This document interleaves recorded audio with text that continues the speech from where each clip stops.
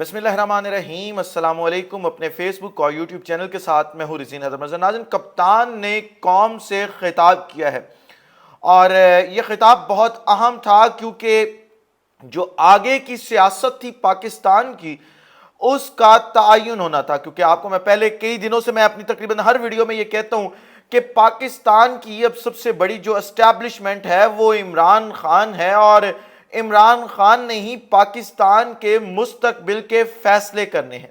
جو بھی فیصلہ ہوگا مستقبل کا وہ عمران خان کرے گا، کیونکہ پاکستان کی قوم جو ہے وہ اس وقت عمران خان کے ساتھ کھڑی ہے۔ عمران خان کے ساتھ کوئی نہیں کھڑا، صرف پاکستانی قوم کے، اور پاکستانی قوم کے سر پر ہی عمران خان صاحب جو ہیں وہ یہاں تک پہنچے ہیں۔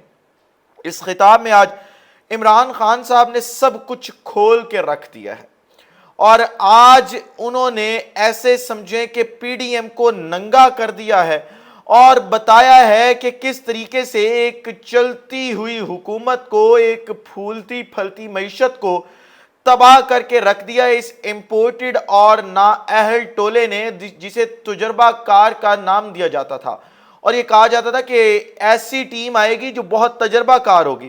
لیکن کہاں گئی وہ تجربہ کاریاں کہ آپ یہ دیکھیں کہ جی ڈی پی گروتھ جو پاکستان تحریک انصاف کے دور حکومت میں مارچ 2022 میں 6% پہ جا رہی تھی، وہ اس وقت اس مہینے سپٹمبر 2022 میں جب یہ نااہل ٹولہ آیا 2.3% پر پہنچ گئی کم ہو کر۔ ایکسچینج ریٹ 182 جو ڈالر تھا وہ اس وقت $232 بڑھ کے ہو چکا ہے۔ انفلیشن ریٹ 12.7% تھا پاکستان تحریک انصاف کی حکومت کے دور میں، اور اس وقت وہ انفلیشن ریٹ بڑھ کر 27.3% ہو چکا ہے۔ یہ فیکٹس بہت امپورٹنٹ ہے آپ لوگوں کے لیے۔ پھر جو پاکستان کے ریزروز تھے وہ عمران خان کے دور میں $16 بلین کے تھے جب یہ تحریک عدم اعتماد آئی اس سے پہلے، اور اس وقت وہ کم ہو کے سپٹمبر 2022 میں $8.8 بلین کے رہ چکے ہیں۔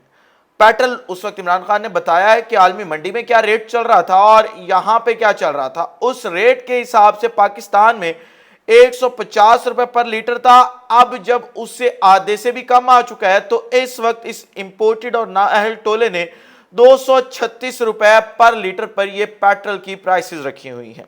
اگر بجلی کے ریٹ دیکھیں تو اس وقت $16 یونٹ تھا، اس وقت $36 یونٹ، مطلب ایک یونٹ کے پیچھے $20 کا اضافہ اس قوم نے برداشت کیا، یعنی ڈبل سے بھی زیادہ قیمت۔ 16 جو ہے وہ 32 ہوتی ہے، 32 کے اوپر ڈبل ہونی تھی، لیکن $36 یونٹ جو ہے وہ اس وقت سیل ہو رہا ہے۔ کریڈٹ ریٹنگز اگر آپ دیکھ لیں تو عمران خان کے جب وہ حکومت چھوڑ کے گئے تھے مارچ 2022 میں تب سٹیبل تھیں، اور اس وقت وہ تمام چیزیں نیگیٹو پہ پہنچ چکی ہیں۔ صرف اگر اس ایک ہفتے کا حساب لگایا جائے تو اس امپورٹڈ اور نااہل ٹولے نے $8 بجلی کا یونٹ جو ہے وہ مہنگا کیا ہے۔ آپ یہ دیکھیں کہ جو خوردنی تیل ہے اس کی قیمت پاکستان تحریک انصاف کے دور حکومت میں $1700 تھی، جبکہ اب وہ $800 جو ہے وہ ہو چکی ہے۔ عالمی منڈیوں میں اس جو قیمتیں گری ہیں، ان کے گرنے کے باوجود عوام کو کسی قسم کا کوئی ریلیف نہیں دیا گیا۔ آپ خود دیکھیں کہ پاکستان کے اندر کتنے بدترین حالات جو ہے وہ اس وقت چل رہے ہیں۔ صرف یہ نہیں، آپ یہ دیکھیں کہ 57% پیٹرول کی پرائسز میں اضافہ، ڈیزل کی پرائسز میں 4 مہینے میں 71% اضافہ، بجلی کی قیمتوں میں 125% اضافہ، ایل پی جی کا سلنڈر جو جہاں پہ گھریلو صارفین جو استعمال کرتے ہیں، جہاں پہ سوئی گیس نہیں ہے، اس میں 4 مہینے میں 25% اضافہ، اور گروسریز کے اندر بھی 43% اضافہ سامنے آیا ہے۔ یہ تمام چیزیں ہیں جو اس وقت قوم کے سامنے عمران خان صاحب نے رکھ دی ہیں کہ یہ مہنگائی کا رونا رو کے اور مہنگائی مارچ کر کے حکومت میں آنے والے اب مہنگائی کی باتیں کیوں نہیں کرتے، اور اب یہ کیوں نہیں کہتے کہ پاکستانی قوم مہنگائی کی چکی میں پس رہی ہے۔ جب یہ خطاب چل رہا تھا جی، اس وقت سیم ٹائم پہ جو پیمرا ہے اس نے ایک بار پھر سے بول کو اور اے آر وائی کو بند کر دیا ہے، یہ ایک پریس ریلیز جاری کی گئی ہے ان کی جانب سے، اور اس پریس ریلیز میں جو ہے وہ کہا گیا ہے کہ مؤثر تاخیری نظام نہ ہونے پر پیمرا نے ARY نیوز اور بول نیوز کی نشریات 3 روز کے لیے معطل کر دی، اور انہوں نے مثبت جواب نہیں دیا کوئی اس چیز کے اوپر، اس لیے ہم ان کی نشریات معطل کر رہے ہیں۔ حالانکہ مسئلہ یہ نہیں تھا، مسئلہ کچھ اور تھا، اور وہ یہ تھا کہ جو ARY اور بول ہے وہ لائیو تقریر دکھا رہے تھے، اور انہوں نے لائیو تقریر دکھانے پر پابندی لگا رکھی ہے، اس وجہ سے ان کی نشریات ایک بار پھر سے جو ہے وہ معطل کر دی گئی ہیں۔ اب ایک بڑی اہم خبر اور آپ کے سامنے رکھنی ہے، پھر آپ کے سامنے اسٹیبلشمنٹ کا لاڈلا کون ہے، وہ میں نے ایک سیریز بنائی ہے، وہ آپ کے سامنے رکھنی ہے۔ جی مبشر زیدی صاحب ہیں، جی پرو نون لیگ صحافی ہیں اور پرو PDM ہیں، انہوں نے خبر بریک کی ہے جی، اور وہ خبر یہ ہے کہ سیشن جج کمبر کی نصیر آباد میں خفیہ اطلاع پر پولیس کے ہمراہ پیپلز پارٹی کے رہنما کی رائس مل میں کارروائی، مل میں موجود کنٹینرز اور گودام سے 1500 سے زائد سرکاری خیمے برآمد، کارروائی کے دوران راشن کے تھیلے بھی برآمد، رائس مل پیپلز پارٹی کے مقامی رہنما وزیر فلوٹو کی ملکیت مقدمہ درج۔ اب آپ یہ دیکھیں کہ یہ خبر مبشر زیدی نے دی ہے، اگر یہ خبر ہم میں سے کسی نے دی ہوتی تو اس وقت جیو نیوز اس پہ پروگرام کر رہا ہوتا اور کہہ رہا ہوتا کہ حکومت کو بدنام کرنے کی سازش، 2013 کی تصویر، انڈیا کے فلانے شہر میں یہ تصویر جو ہے وہ اس وقت لی گئی تھی، اور اس وقت جو ہے وہ پاکستان کے اندر سے وائرل کیا جا رہا ہے۔ وہ خدا کا خوف مانے، سیلاب متاثرین کو تو بخش دیں، ان کو جو امداد باہر سے آ رہی ہے آپ نے کچھ نہیں کرنا، جو امداد باہر سے آ رہی ہے وہ تو ان تک پہنچ لینے دیں، مستحقین کا حق تو نہ کھائیں۔ آپ پاکستان کا حق کھاتے چلے آ رہے ہیں، لیکن اب معافی دے دیں، خدارا اب معافی دے دیں آپ۔ جی لاڈلا کون، یہ سیریز جو میں نے آپ کے سامنے رکھنی ہے وہ ذرا سنیں آپ۔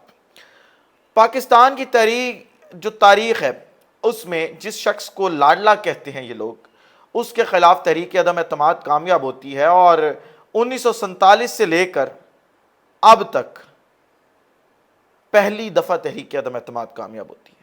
اس کا بینیفیشری کون ہوتا ہے؟ شریف خاندان۔ تو لاڈلا کون ہوا؟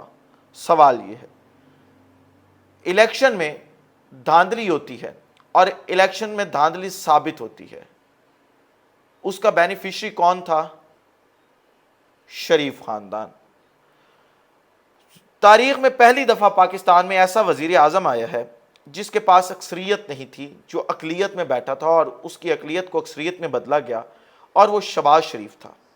ایک بار اقلیتی وزیر اعلیٰ بنا جو حمزہ شہباز تھا، اور واحد مجرم جسے سیدھا جیل سے بیرون ملک بھیجا گیا وہ نواز شریف۔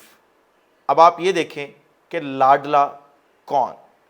واحد خاندان جی جس نے جرنیلوں کا نام لے کر تنقید کی اور ریاستی جبر سے محفوظ رہا، اور وہ بیانات بھی ابھی میں پڑھ کے سناؤں گا۔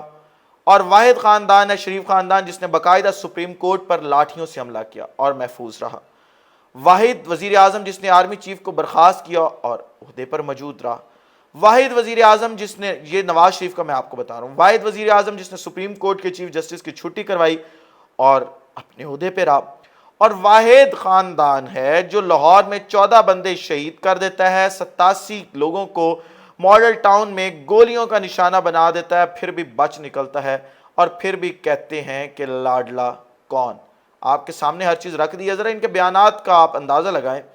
یہ پوری PDM کے آپ نے بیانات کا اندازہ لگانا ہے۔ مریم نواز کہتی ہیں جی یہ جو دہشت گردی ہے اس کے پیچھے وردی ہے، لیکن کوئی کارروائی نہیں ہوتی ان کے خلاف۔ نواز شریف کہتے ہیں جنرل قمر جاوید باجوہ یہ سارا گند تم نے پھیلایا ہے۔ گجرانوالہ جلسہ آپ کو یاد ہوگا، کیونکہ یاد ماضی عذاب ہے یارب، اور وہ پھر ایک مصرع ہے کہ ہمیں یاد ہے ذرا ذرا تمہیں یاد ہو کہ نہ یاد ہو، ہمیں وہ تمام چیزیں یاد ہیں کیونکہ اس فوج سے ہم محبت کرتے ہیں، ہماری پیڑھیاں اس فوج کی خدمت کر چکی ہیں۔ میں خود ذاتی طور پہ میرے دادا کی پوری فیملی فوج میں تھی، اور ہم محب وطن شہری ہیں، اور افسوس اس بات پہ کہ ہر ویڈیو میں بتانا پڑتا ہے کہ ہم محب وطن شہری ہیں۔ اچھا جی، آصف زرداری صاحب جس جرنل کی نوکری 3 سال کی ہوگی، اس کی کیا مجال کہ وہ مجھے بتائے، میں ان کی اینٹ سے اینٹ بجا دوں گا۔ کہیں کوئی مقدمہ، کوئی کاروائی، کوئی اور چیز نہیں. خواجہ آصف, اس فوج نے 48 ہارا, 65 ہارا, 71 ہارا, 98 ہارا, پوچھا آپ نے, کسی نے پوچھا خواجہ آصف سے کہ آپ وزیر دفاع کیسے بن گئے پھر دوبارہ سے؟ آپ نے اسی فوج کے بارے میں باتیں کی ہوئی ہیں. پھر پرویز رشید صاحب کہا کرتے تھے کہ پاکستان کو خراب کریں یہ جنرل اور ٹھیک کریں نواز شریف. نواز شریف صاحب خدا کا واسطہ ٹھیک کاری نہ لیجئے گا آپ, لیکن نہ کوئی ایف آئی آر نہ کوئی کاروائی. ایاز صادق سابق سپیکر قومی اسمبلی, جنرل قمر جاوید باجوہ آئے تو ٹانگیں کانپ رہی تھیں, ماتھے پہ پسینہ تھا. یہ الفاظ ذرا سنیں اور انالائز کریں کہ کیا کہنے کے قابل تھے. پھر حامد میر صاحب جو کہ ہمارے سب سے بڑے لاڈلے ہیں, وہ کہتے ہیں ہم آپ کے گھر تو نہیں گھس سکتے کیونکہ آپ کے پاس ٹینک اور بندوقیں ہیں, لیکن ہم آپ کے گھر کی باتیں بتائیں گے, آپ کو ننگا کریں گے. ہم نے تو حامد میر کو آج تک معاف نہیں کیا, اور میرے چینل پہ وہ ویڈیوز پڑی ہوں گی جو حامد میر کے خلاف ہماری کنٹروورسی تھی. آپ نے معاف کیسے کر دیا؟ اور پھر آپ کہتے ہیں کہ لاڈلا کون. امید ہے کہ آپ جو ویورز ہیں اس ویڈیو کے انہیں کلیئر ہو گیا ہوگا کہ لاڈلا کون. اس ولاگ سے اتنے ہی, اگلے ولاگ میں دوبارہ ملاقات ہوتی ہے. اپنا خیال رکھیے, اپنے ارد گرد کے لوگوں کا خیال رکھیے, وطن عزیز پاکستان کا خیال رکھیے. اس وطن عزیز پاکستان کا اور آپ تمام لوگوں کا اللہ حامی و ناصر ہو. پاکستان زندہ باد.